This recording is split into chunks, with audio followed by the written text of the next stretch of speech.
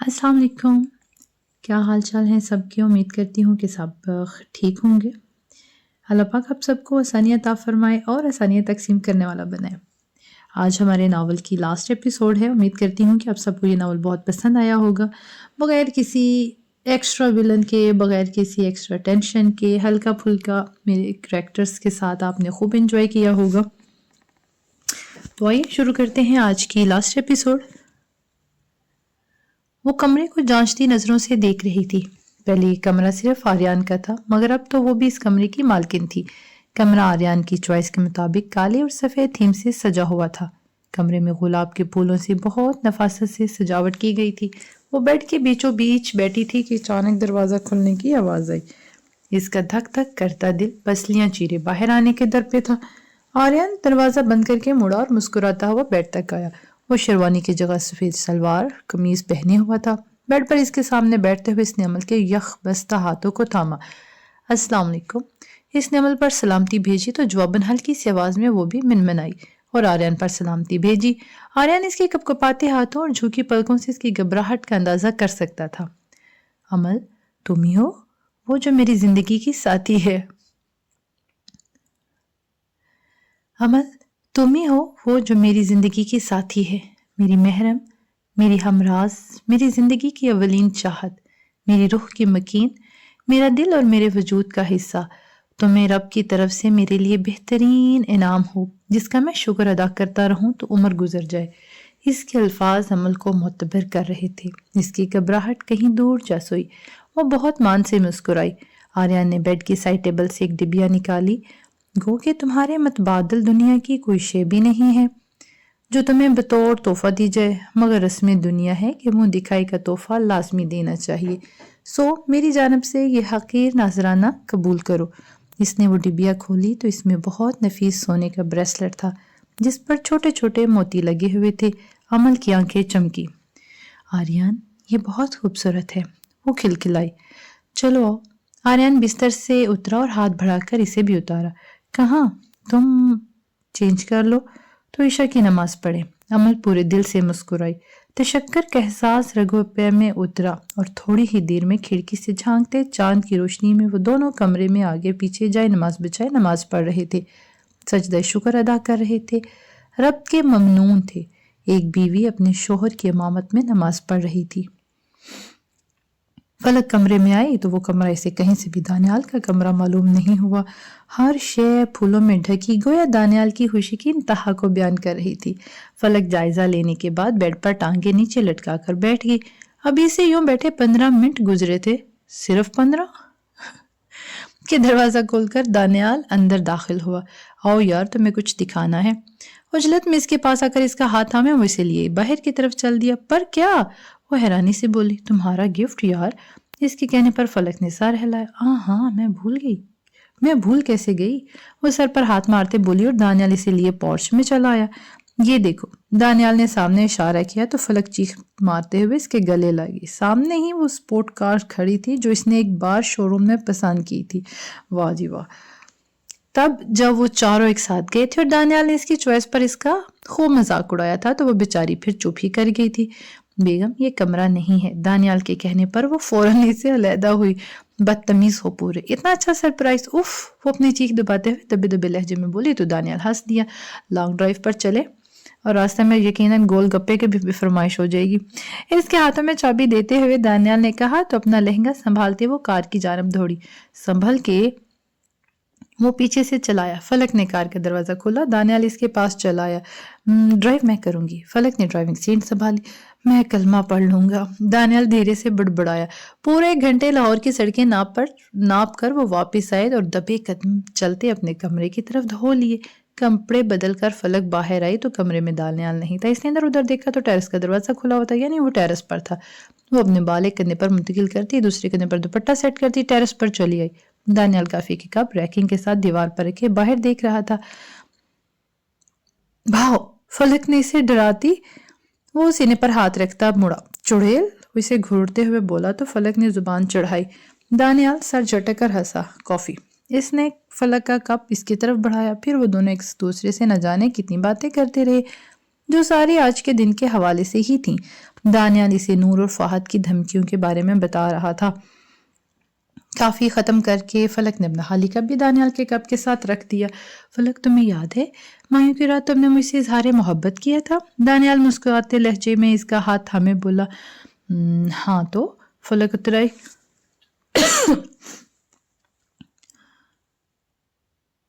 تو یہ کہ آج میں اظہار محبت کرنا چاہتا ہوں۔ فلک جب سے محبت لفظ کا معنی جانا ہے بس تم سے ہی محبت کی ہے، تمہیں ہی چاہا ہے، تمہیں اقبلان میں بیٹھ کر قرآن پڑھتے دیکھا تو اس روز جانا کہ تم سے تو مجھے عشق ہے۔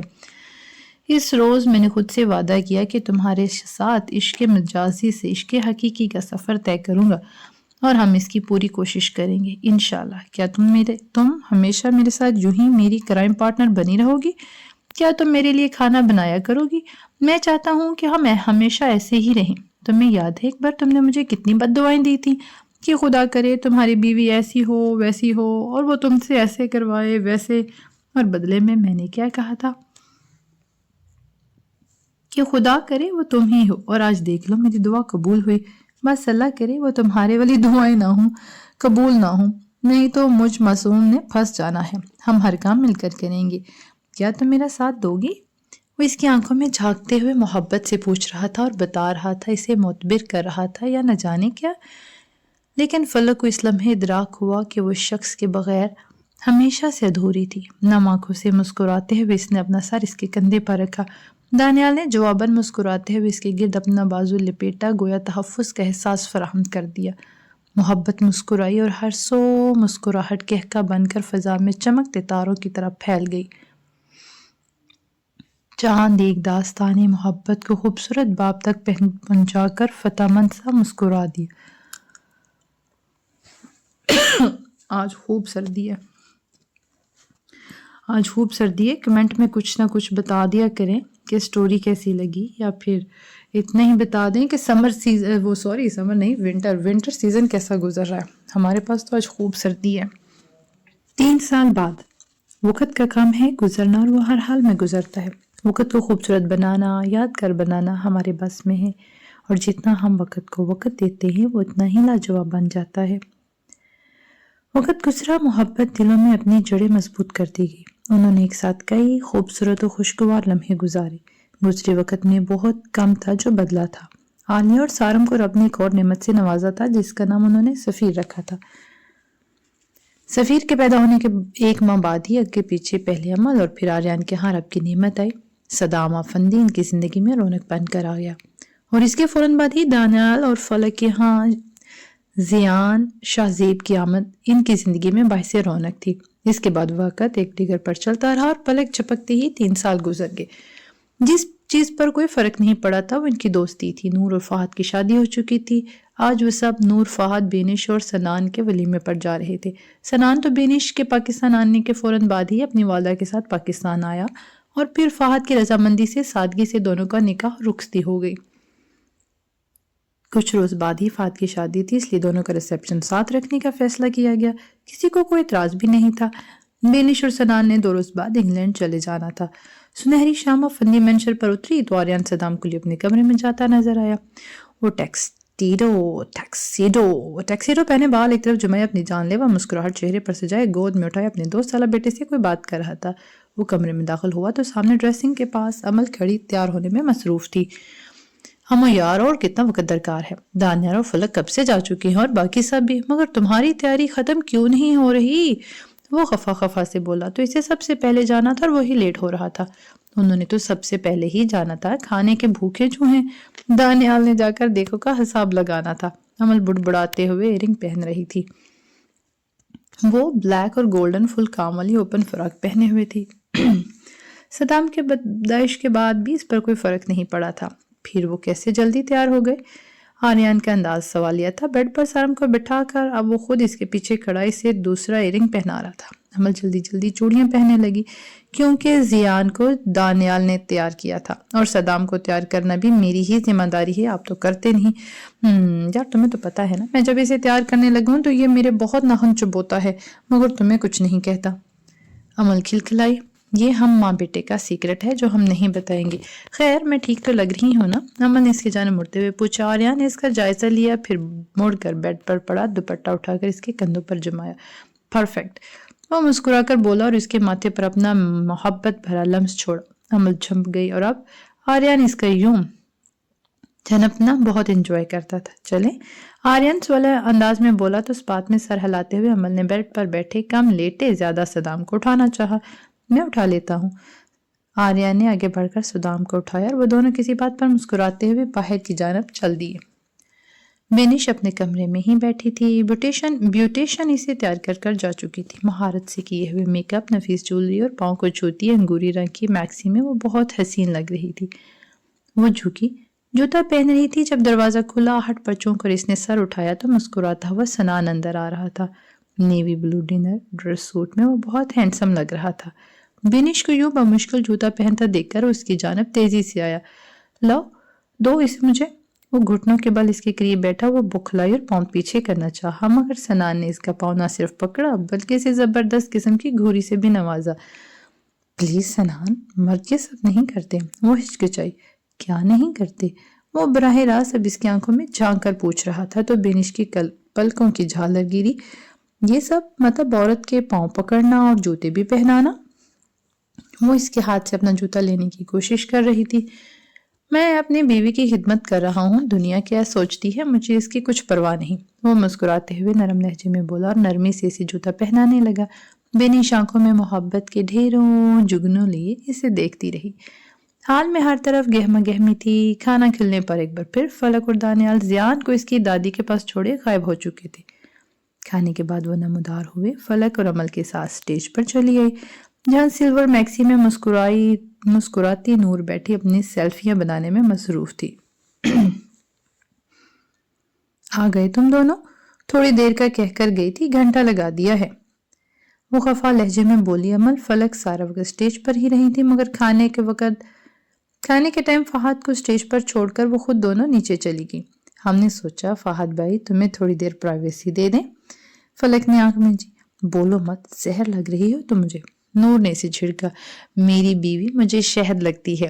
تبھی دانیال وہاں نمودار ہوا اور فلک کا ساتھ دیا۔ فلک نے فخری انداز میں کندھے چوڑے کیے، وہ پیچ میکسی میں بہت پیاری لگ رہی تھی۔ زیان کی پیدائش کے بعد اس کا سراپا تھوڑا بھر سا گیا تھا مگر وہ اسے بہت کیوٹ لگتی تھی۔ تم ابھی کبھی نیچے چلے جاؤ ورنہ میں نے اپنا جوتا اتار لینا ہے۔ نور نے اسے جھڑکا تو اسے گھور کر سٹیج پر سے اتر گیا۔ نور کا کیا بھروسہ کہ وہ واقعی ایسا کر گزرے۔ اس کے جانے کے بعد عمر اور فرق اس کے جانب مڑی۔ اتنی بھری کیوں بیٹھی ہو، خیر ہے؟ انہوں نے محتاط انداز میں پوچھا۔ اس 2 نمبر ACP نے آج صبح میرے سارے ناولز پھینک دیے۔ او مائی گاڈ! وہ اپنے آنسو صاف کرنے لگی۔ عمل اور فلک بوکھلا گئی۔ نور حوصلہ کرو یار، سب ادھر ہی دیکھ رہے ہیں۔ کیا ایک بھی نہیں بچا؟ حالانکہ تم تو پورا سوٹ کیس لے کر گئی تھی۔ تو کیا پورا ہی؟ عمل نے حیرانی سے پوچھا۔ تم لوگوں کی بہن اس 2 نمبر ACP سے زیادہ چلاک ہے۔ کچھ ناولز میرے کپڑوں والے سوٹ کیس میں تھے، وہ محفوظ ہیں۔ نور نے فخری انداز میں کالر اٹھانے کی اداکاری کی تو پیچھے سے فہد چلتا آ رہا تھا۔ فلک نے عمل کی طرف دیکھ کر آنکھ دبائی۔ اچھا نور، وہ جو آدھے ناولز بچے ہیں وہ تم نے کہاں چھپائے ہیں؟ فلک تجسس سے بولی تو فہد بھی ٹھٹک کر رکا۔ رات جب وہ کمرے میں گیا تھا تو نور زوروں کے تار شور سے رو رہی تھی۔ اب تک تو فہد کو عادت ہو گئی تھی مگر پھر بھی اسے امید نہیں تھی کہ گھونگھٹ کے نیچے وہ ہاتھوں میں موبائل لیے پڑے گی۔ بڑی مشکل سے اسے چپ کرایا گیا اور اگلے دن صبح اٹھ کر سب سے پہلے فہد نے اس کے ناولز باہر پھینکنے کا کام کیا تھا۔ وہ تو میں 2 نمبر ACP سے چھپا کر بیڈ کے نیچے چھپا دیے ہیں کہ وہ وہاں تک پہنچ ہی نہیں سکتا۔ نور تفاخر سے بولی تو عمل اور فلک کا کہکا بے ساختہ تھا۔ اب ایسی بھی مزاحیہ بات نہیں کہ اتنا ہنسا جائے۔ نور نے انہیں گھورا جو زیادہ ہی ہنس رہی تھی۔ پیچھے دیکھو، پیچھے۔ فلک نے ہنستے ہوئے کہا تو نور ایک دم سے مڑی۔ پیچھے دونوں بازو سینے پر باندھے فہد کھڑا تھا۔ نور زبان دانتوں میں دبائے مڑی اور دونوں چڑیلوں کو گھور کر رہ گئی۔ جو ہی گھڑی کی سوئیاں 12 کا ہندسہ عبور کر گئی، بیڈ پر بے چین کروٹ پر کروٹ بدلتی عمل اٹھی، نیم اندھیرے میں آنکھیں پھاڑ کر پہلے بیبی کاٹ کی جانب دیکھا، پھر مڑ کر اوندھے منہ لیٹے آریان کو۔ اس نے آریان کا کندھا ہلایا۔ آریان، وہ سرگوشی انداز میں بولی۔ امو سونے دو۔ وہ بڑبڑاتے ہوئے سیدھا ہوا اور منہ پر تکیہ رکھا۔ امل نے اسے مزید 2-3 بار اٹھایا، وہ جاگ چکا تھا مگر ڈھیٹ بنا لیٹا رہا۔ آریان سنیے نا، وہ لجاجت سے بولی۔ سنائیے مسز آریان۔ آریان کوہنیوں کے بال اٹھا اور اسے دیکھا جو نائٹ سوٹ میں بکھرے بال لیے اسی کی جانب دیکھ رہی تھی۔ مجھے نا بہت زیادہ زوروں والی بھوک لگی ہے، آریان پلیز نوڈلز بنا دیں، وہ لجاجت سے بولی۔ امل، یقیناً تمہارا دماغ خراب ہو گیا ہے مگر میرا دماغ بالکل ٹھیک ہے۔ اتنی رات کو تمہیں نوڈلز کھانے کی پتہ نہیں کیا عادت سوچی ہے۔ چپ کر کے سو جاؤ اور مجھے بھی سونے دو۔ وہ اسے جھڑک کر لیٹا۔ تھوڑی ہی دیر گزری کہ آریان کو امل کے رونے کی آواز آنے لگی تو وہ بے چین سا ہو کر اٹھ بیٹھا۔ جو بھی وہ اسے روتا ہوا نہیں دیکھ سکتا تھا، چاہے جو بھی ہو۔ امل میری جان، تم رو رہی ہو؟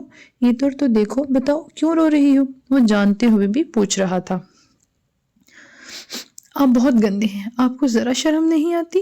میں آپ کی اکلوتی بیوی ہوں۔ شادی سے پہلے تو کتنے بڑے بڑے دعوے کیے تھے کہ میری ہر خواہش پوری کریں گے، گرگٹ کہیں گے۔ جب سے شادی ہوئی ہے خود تو فٹ رہنے کے چکر میں خود اتنی ابلی ہوئی سبزیاں کھاتے ہیں اور مجھے بھی ایسے ہی کھانے ملتے ہیں، بلکہ گھاس کہنا بہتر ہے انہیں۔ میں تو دعوتوں پر بھی اگلی پچھلی کسریں پوری کرتی ہوں، ورنہ تو باقاعدہ فاقے ہی ہوتے ہیں۔ امل روتے ہوئے شکوے کر رہی تھی۔ آریان اس کے شکوے سن کر دھنگ رہ گیا۔ تم ہلکی سی لاکھوں پر بھاری ہو، وہ دل ہی دل میں سوچ کر رہ گیا، کہہ کر اپنی شامت بلوانا نہیں چاہتا تھا۔ چلو اٹھو تمہیں نوڈلز بنا کر دوں۔ وہ اس کا ہاتھ تھام کر بستر سے اترا۔ ہائے آریان، اب کتنے اچھے ہیں، لو یو، چلے؟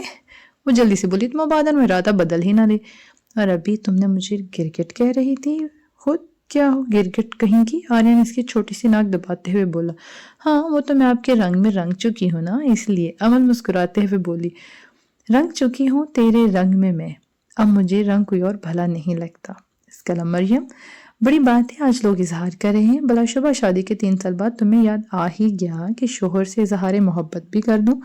آریان اسے چھیڑتے ہوئے بولا تو اس کے لیے نوڈلز بنا رہا تھا۔ امل چھنپ گئی، چھنپ گئی۔ آریان، مجھے آپ سے بے پناہ محبت ہے، مجھے اس کا اقرار کرنے میں کوئی عار محسوس نہیں ہوتا۔ اس کی آنکھوں میں دیکھتے ہوئے بولی تو آریان مسکرا دیا۔ مسز آریان افندی کو تم سے بے پناہ عشق ہے۔ اس کے لہجے کی شدت پر وہ حیران ہوئے، پھر اس کے قریب اس سیل پر چڑھ کر بیٹھ گئی۔ آریان، آپ مجھ سے اتنی محبت کرتے تھے تو بتایا کیوں نہیں؟ وہ حیرانی سے پوچھ رہی تھی۔ ہاں لڑکی، اپنے الفاظ درست کرو، محبت نہیں عشق۔ آریان مسکراتے ہوئے بولا۔ وہ حیرانی سے شخص کو دیکھ رہی تھی جس نے اس سے عشق کیا تھا۔ کیا تھا وہ شخص؟ اس کی بن کہے اس کی سب باتیں جان جاتا تھا۔ اس کی آنکھوں میں وہ ایک آنسو تک برداشت نہیں کر سکتا تھا۔ اس کی خوشی کے لیے اسے کچھ کرنا پڑتا تو وہ آخری حد تک چلا جاتا۔ اس کے لیے آدھی رات کو جا کر نوڈلز بھی بناتا تھا۔ وہ شخص اس کی ڈھال تھا، ہاں وہ راہ حیات پر اس کا ہم سفر تھا۔ وقت نے مسکراتے ہوئے ان سب کی جوڑیوں کو سلامتی کی دعا دی اور ایک بار پھر اپنے نہ ختم ہونے والے سفر پر نکل پڑا۔ او مائی گاڈ، 15 سال بعد، دیٹس گڈ۔ یہ اچھا ٹویسٹ ہے۔ سنہری سورج کی کرنیں پتھریلی روش پر گر کر بکھری ہوئی تھیں۔ صبح کا وقت سہانی دل فریب ہوائیں روح کو تازگی بخش رہی تھیں۔ پارکنگ میں جاگنگ ٹریک پر روز کی طرح سب جاگنگ کرنے میں مشغول تھے۔ دفعتاً واک کرتی فلک رکی، اپنی حالت کے پیش نظر وہ ہلکے ہلکے قدم اٹھا رہی تھی۔ ایک ماہ بعد ان کے ہاں نیا مہمان آنے والا تھا۔ اس بات پر فلک نے بہت احتجاج کیا تھا۔ ریان کی پیدائش کے 14 سال بعد ایک بار پھر امید سے ہونا اسے بے حد شرم دلا رہا تھا، مگر دانیال نے اسے لاکھ احتجاج و شرم کے باوجود سب کو نہ صرف بتایا بلکہ پارٹی بھی دے ڈالی۔ اس کے ساتھ چلتا دانیال بھی رکا۔ فلک، تم ٹھیک ہو؟ وہ فکر مند ہوا۔ ہاں بس چکر آ گیا تھا۔ وہ بینچ پر بیٹھ کر پانی پینے لگی۔ کہیں میری پرنسس تو نہیں آنے والی؟ وہ پرسوچ انداز میں بولا۔ بگ سب کو دیکھتی فلک کو پہل تو اس کی بات سمجھ ہی نہیں آئی، مگر جب سمجھ آئی تو چون کر وہ اس کی طرف مڑی جو آنکھوں میں شرارہ، لبوں پر مسکراہٹ سجائے اسے دیکھ رہا تھا۔ شرم کرو دانی، اس عمر میں مجھے پہلے ہی شرم آ رہی ہے، اور تم؟ وہ گھورتے ہوئے بولی۔ نہیں، اس میں شرم کی کیا بات، وہ نارمل نظر آ رہا تھا۔ تبھی آریان، امل، نور اور فہد ان کی طرف چلے۔ نور اور فہد کسی بات پر تبصرہ کر رہے تھے اور وہ کسی ناول کی بات تھی۔ دفعتاً یقیناً وہ دونوں مل کر ویکنڈ پر ناول پڑھتے تھے۔ فہد زیادہ نہیں تو تھوڑا ہی صحیح نور کو اپنے رنگ میں ڈھال چکا تھا، مگر کسی ہیرو کے مرنے پر دونوں مل کر افسوس کرتے تھے۔ اس پر تضاد 5 منٹ کی خاموشی بھی اختیار کرتے تھے۔ کیا ہو رہا ہے؟ عمل دھپ سے دانیال کے برابر میں بیٹھے اور اس کے کندھے پر سر رکھا۔ فلک کی طبیعت ٹھیک نہیں ہے، دانیال سنجیدگی سے بولا تو فلک نے اسے گھورا۔ تو ہاسپٹل لے جاؤ اسے، آریان فکر مندی سے بولا۔ میری تو سن نہیں رہی، زیان کی سن لگی۔ پارک کے دروازے سے اندر آتے زیان کو دیکھ کر دانیال نے کہا۔ سب نے مڑ کر زیان کو دیکھا، وہ ناک کی سیٹ میں چلتا آ رہا تھا، لڑکیوں کے تبصروں سے بے پرواہ۔ دانیال، تمہاری دونوں اولادوں میں سے کوئی بھی تم پر نہیں گیا۔ زیان اور ریان کی سنجیدگی کے متعلق سوچتے ہوئے فہد نے تبصرہ کیا تو دانیال ایسے بلبلایا جیسے بچھو نے کاٹا ہو۔ دکھتی رگ پر ہاتھ نہ رکھ، دانیال کے لہجے میں افسوس تھا تو سب ہنسنے لگی۔ تبھی زیان ان تک پہنچ گیا۔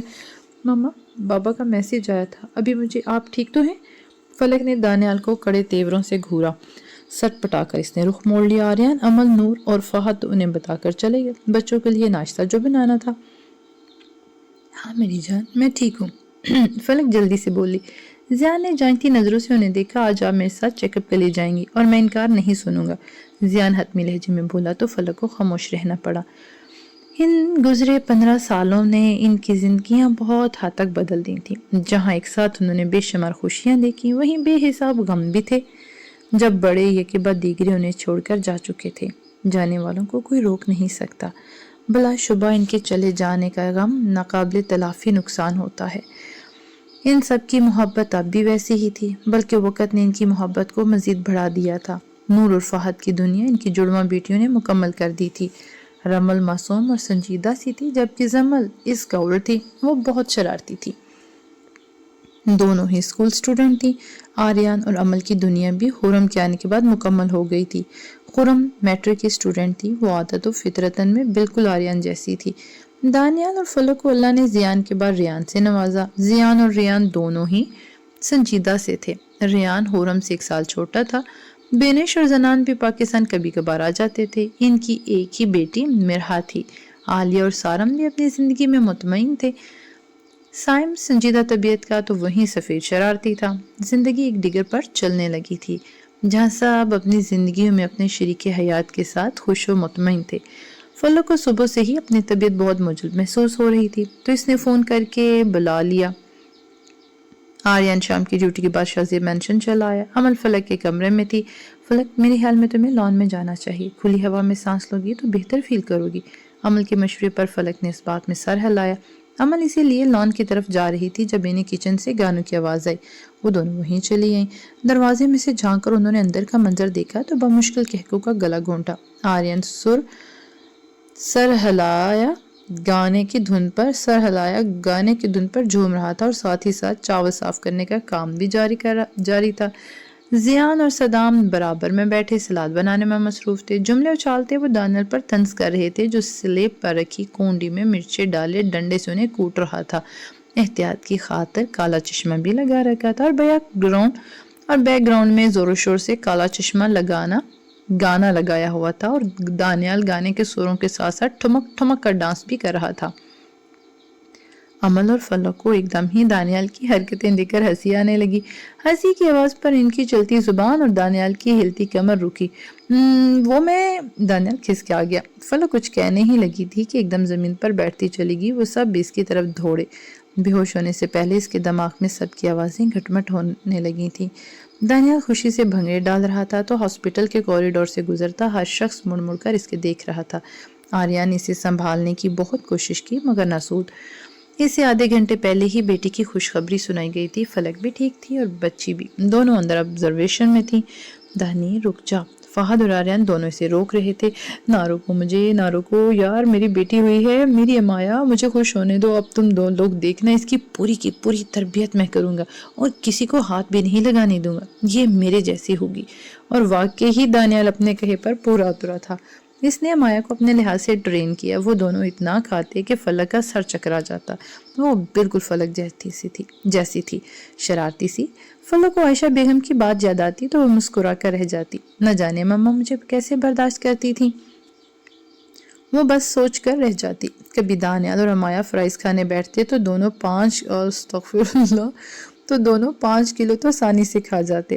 فلک کے ٹوکنے پر امایا کی دھمکی دے کر اسے خاموش کرا دیتی۔ میں بابا کو بتاؤں گی، پھر آپ سے لڑائی کریں گے وہ اسے ماما کہنے کا تکلف نہیں کرتی تھی، وہ اسے اپنے میرے بابا کی جان کہتی تھی۔ فلک اب سب قبول کر چکی تھی۔ دونوں باپ بیٹی اسے ناکو چنے چبواتے تھے۔ ایک بار پھر آریان، امل، فلک، دانیال، نور اور فہد نے عمرے پر جانے کا ارادہ کر لیا تھا۔ باقی ان کی نوک چوک، ہنسی، مسکراہٹ سب وقت کے ساتھ ساتھ یوں ہی جاری و ساری رہنا تھا۔ وقت ان کی محبت کو مزید بڑھانے والا تھا۔ ایک دوسرے سے محبت، وفا، دوستی یوں ہی رہنی تھی۔ ایک دوسرے کے بغیر وہ ایسے تھے جس بن آپ تڑپتی ماہی۔ گزرے وقت میں ایک شے ہمیشہ لازوال رہی اور وہ تھی ان کی دوستی۔ ماہی وے، تیرا ساتھ میرا ساتھ رہا ہمیشہ، دور ہو کے بھی تو پاس رہا ہمیشہ، میرے دل میں بس کے تو میری دھڑکن رہا، جو ہنسی میں کبھی تو وجہ رہا ہمیشہ، میری ہر ادا پہ تیرا فدا ہونا، میری ہر ادا کی نظر اتارنا، میرے آنسوؤں پہ تڑپنا تیرا، میری روح کو سرشار کرتا رہا ہمیشہ، دعا ہے کہ تیرا میرا ساتھ رہے ہمیشہ، ہنسوں میں تو وجہ تو رہے ہمیشہ۔ ختم شد۔ اپنے کمنٹس میں لازمی بتائیے گا کہ آپ کو ناول کیسا لگا، یہاں تک کا سفر ہمارا کیسا رہا، اور امید کرتی ہوں کہ ایسا ہی آپ کا اور میرا ساتھ بنا رہے گا۔ ہم اس چینل سے آپ کے لیے اچھے سے ناول لے کر آتے رہیں گے۔ نیکسٹ ایپیسوڈ میں انشاءاللہ ہم نیا ناول شروع کرنے والے ہیں جو آپ کو یقیناً بہت بہت پسند آئے گا۔ تو ایسا ہی ہمارے ساتھ جڑے رہیں اور میرے چینل کو زیادہ سے زیادہ لائک کریں، شیئر کریں اور کمنٹ کریں، اور ساتھ